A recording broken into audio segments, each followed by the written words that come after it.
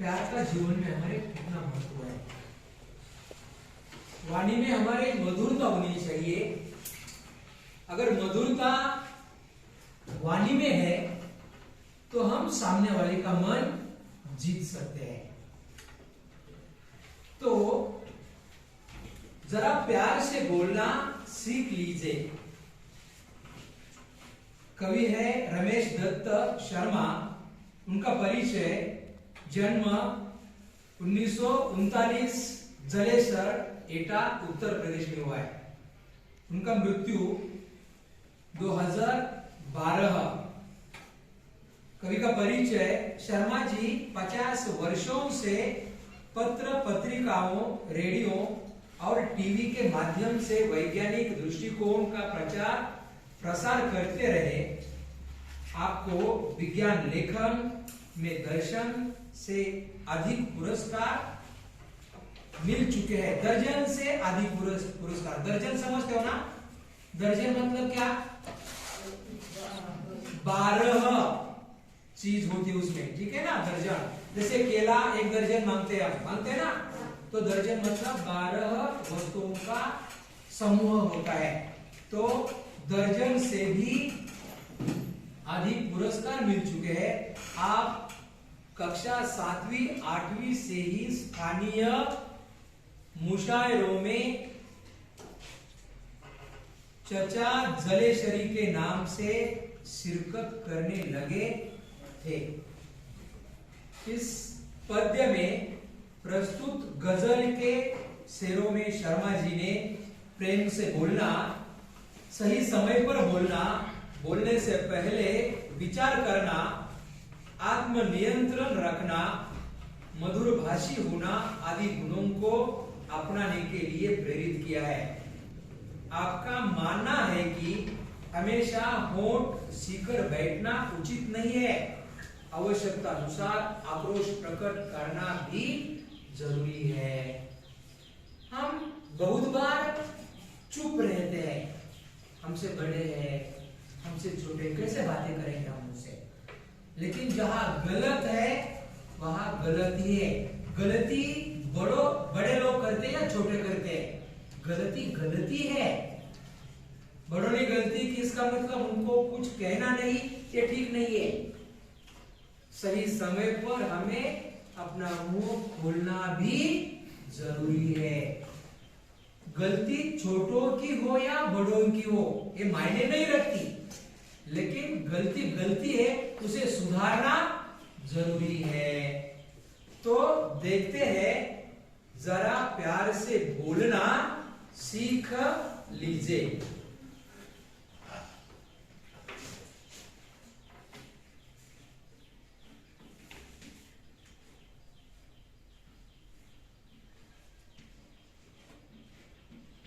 है ना?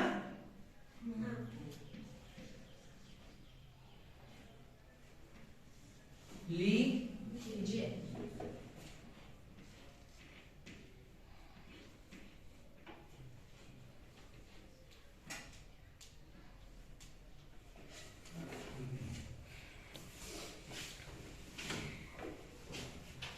जरा प्यार से बोलना सीख लीजिए। रमेश दत्त शर्मा। वाणी में शहद घोलना सीख लीजिए। जरा प्यार से बोलना सीख लीजिए। वाणी में शहद घोलना सीख लीजिए। जरा प्यार से बोलना सीख लीजिए। चुप रहने के यारों बड़े फायदे हैं। चुप रहने के यारों बड़े फायदे हैं।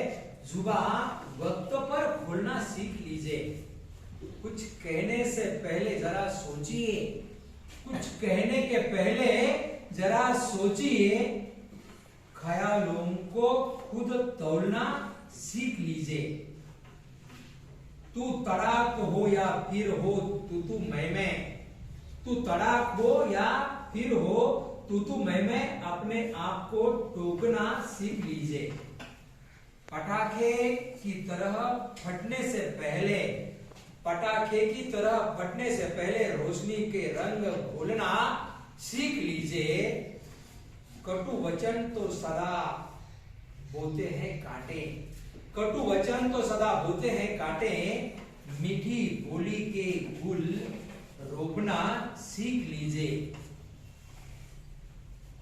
बात बेबात को कोई चुभने लगे तो, बात बेबात कोई चुभने लगे तो बदल कर उसे मोड़ना सीख लीजिए। ये किसने कहा होंठ सीकर बैठो, जरूरत पर मुंह खोलना सीख लीजिए। गौर से पढ़ो कविता।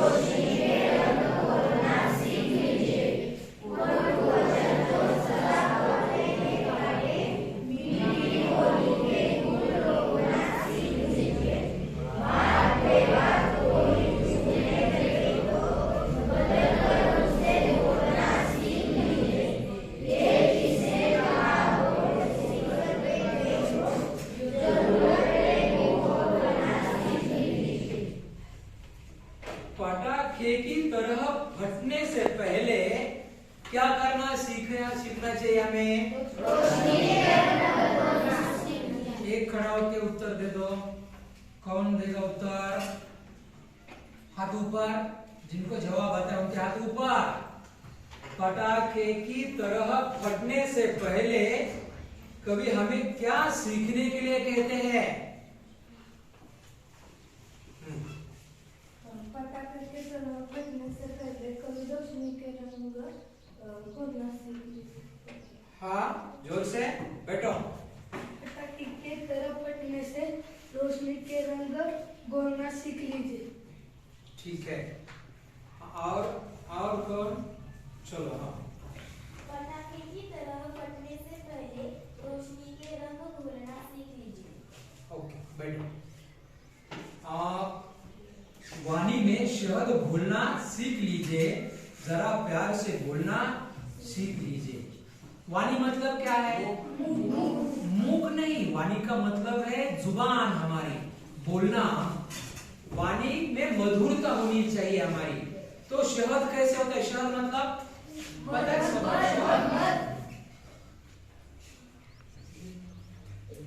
शहद कैसे होता है? मीठा। कौन बनाता है शहद को? मक्खी बनाती है। मधुमक्खियां शहद को बनाती है और मधुमक्खी का छत्ता होता है, उसमें शहद बनाती है और हम उस छत्ते को तोड़कर खाते हैं। सही बात है गलत है? सही है। घर को तोड़ना सही बात नहीं है किसी के, समझ रहे हो क्या?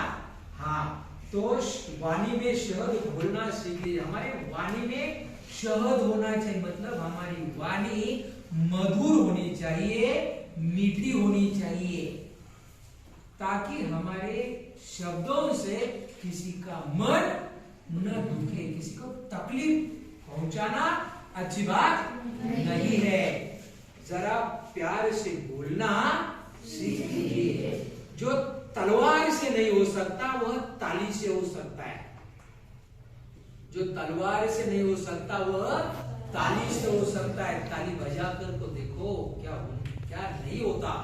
तो हमारे वाणी में हमारा बोलना कैसा होना चाहिए? मीठा। वाणी में मधुरता होनी चाहिए। इसीलिए कवि यहाँ कहते हैं वाणी में शहद घोलना सीख लीजिए, जरा प्यार से बोलना सीख लीजिए।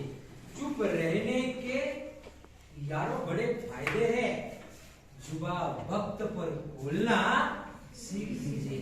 चुप रहने के यारों बड़े फायदे। कभी कभी चुप रहना भी पड़ता है ना? सामने वाला गालियां दे रहा है, हम उसके साथ झगड़ा नहीं करेंगे, समझ रहे हो क्या? लेकिन बार बार वो गालियां दे रहा है, तो बार बार भला बुरा कह रहा है, सहना है क्या?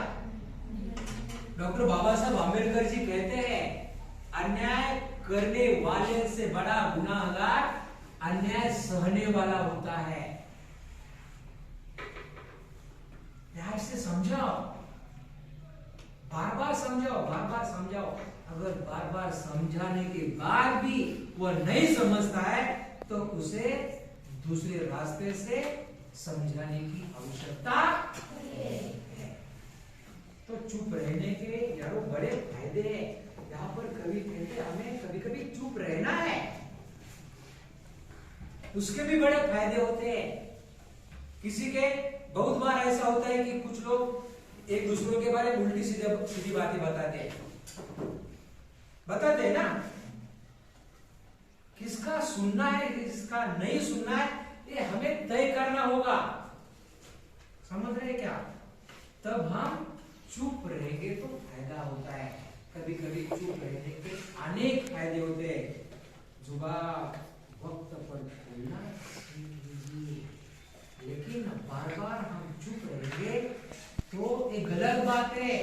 जब सही समय होता है तब जुबान खोलना मतलब बोलना भी हमें आना चाहिए। तो ये सीखो, वक्त पर मतलब समय पर बोलना सीखना चाहिए हमें। नहीं तो समय चले जाने के बाद कुछ हो नहीं सकता। मान लीजिए आपको शहर के लिए जाना है और पिताजी के पास पैसे मांगने हैं। शहर जाने के बाद आप कहते हो पिताजी के पास जाकर, पिताजी मुझे शहर जाना था। पिताजी कहे बेवकूफ है क्या, अब तो शहर चली गई, गाड़ी छूट गई है, गाड़ी छूट गई है। 2 दिन पहले 4 दिन पहले 8 दिन पहले बताता तो कुछ होता। माना कि हमारे पास पैसे नहीं, लेकिन पैसों का बंदोबस्त मैं जरूर करता। तो समय पर बोलना जरूरी है, उसी तरह से चुप भी रहना जरूरी है। पिताजी गुस्से में, माँ गुस्से में, आपको भला बुरा कह रहे हैं, आप भी उनके साथ उल्टी सीधी बातें करोगे तो गड़बड़ हो जाएगी। आया ना? तो कभी कभी चुप रहने के फायदे होते हैं। अगर पिताजी को भी आपको पिताजी का गुस्सा आता है ना, कभी कभी गुस्सा, माँ का भी गुस्सा आता है, बड़ों का भी गुस्सा आता है, लेकिन हम उस समय उल्टी सीधी बातें करते हैं तो वो चुप नहीं बैठते। क्या कहते? यही सीखा है क्या अध्यापकों ने पाठशाला में, कहते ना। और यहाँ पर अध्यापकों को आप लोग उल्टा सीधा कहते तो अध्यापक भी कहते यही सिखाया क्या घर वालों ने। और जो सह नहीं सकते ऐसी अगर बातें करते तो झटका भी मिलता है, जोर का झटका धीरे से लगे, है ना? हाँ, तो कुछ कहने से पहले जरा सोचिए, ख्यालों को खुद तौलना सीख लीजिए। कुछ कहने से पहले जरा सोचिए। हम जुबान से हर शब्द निकलने से पहले, बोलने से पहले सोचो। क्या करना है? सोचना है, या ये सही है गलत है। अगर मन में जवाब मिलता है सही है तो बोलो। अगर मन कभी कभी कहता है गलत है, सोचो, इस पर विचार करो। मैं जो बोल रहा हूं इसका नतीजा क्या निकलेगा, इस पर सोचो, विचार करो और फिर जुबान खोलो। नहीं तो जुबान को मुंह बंद रखो, मुंह बंद रखो। कुछ कहने से पहले जरा सोचिए, फिर ख्यालों को खुद तोड़ना सीख लीजिए। ख्याल मतलब हमारे ख्यालों में आता है ना, ख्यालों में बहुत सारी चीजें आती है। गालियां दूं, मार दूं, मन में आता है ना, विचार आता है ऐसे करो वैसे करे। लेकिन ख्यालों को तौलना मतलब तोलना, मूजदार करते ना, तराजू होता है ना, ऐसे होता है ना, ये होता है ना, ये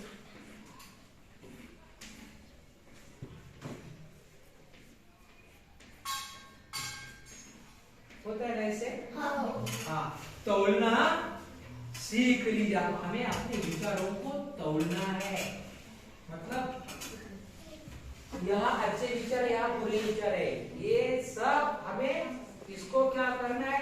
मैं जो बोल रहा हूँ सही बोल रहा हूँ या गलत बोल रहा हूँ, इसे तोलो, और अगर सही है तो बोलो, गलत है तो चुप बैठो।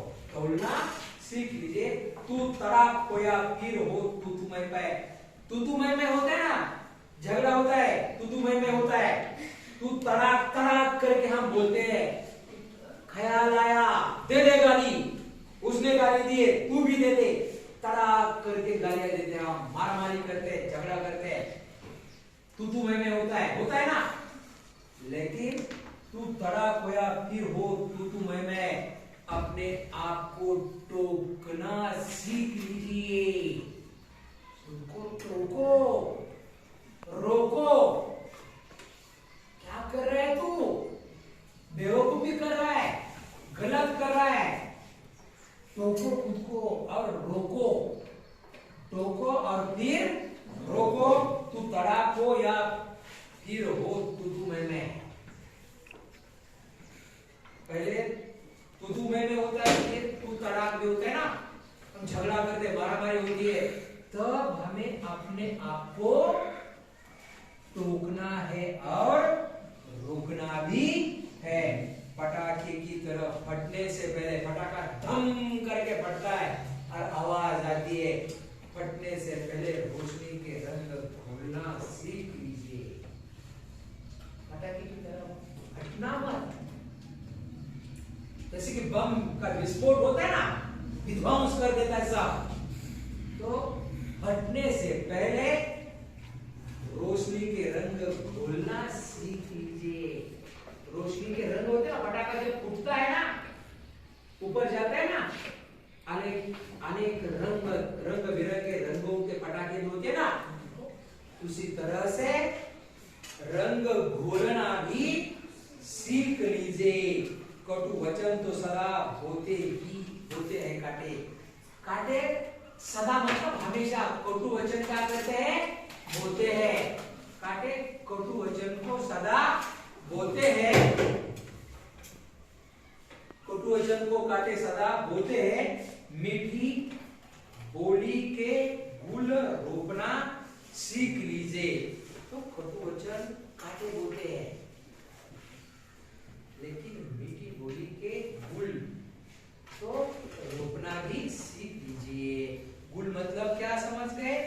गुल और गुलशन समझते हैं ना, बाग बगीचे में होता है, तो गुल रोपना, रोपना मतलब बोना, बोना मतलब जैसे कि पौधा बोते हैं हम, बीज बोते हैं, तो मीठे बोली के गुल रोपना भी सीख लीजिए। बात बेबात कोई चूमने लगे तो बदल कर उसे मोड़ना सीख लीजिए। बात बेबात कोई चूमने लगे तो, बहुत सारे लोग होते हैं बात बेबात, कुछ बेबात मतलब बिना बात के कभी कभी चूमते हैं। चूमना मतलब परेशान करते हैं, हमारी बात सामने वालों को चुभती है और वो उनकी बात भी हमें चुभती है। और बात बेबात पर वे चुभते मतलब हमें परेशान करते, तकलीफ देते। चुभना का मतलब क्या क्या है? परेशान करना, तकलीफ देना। बात बेबात कोई चुभने लगे तो, अगर कोई परेशान कर रहा है, बदल कर उसे मोड़ना सीख लीजिए।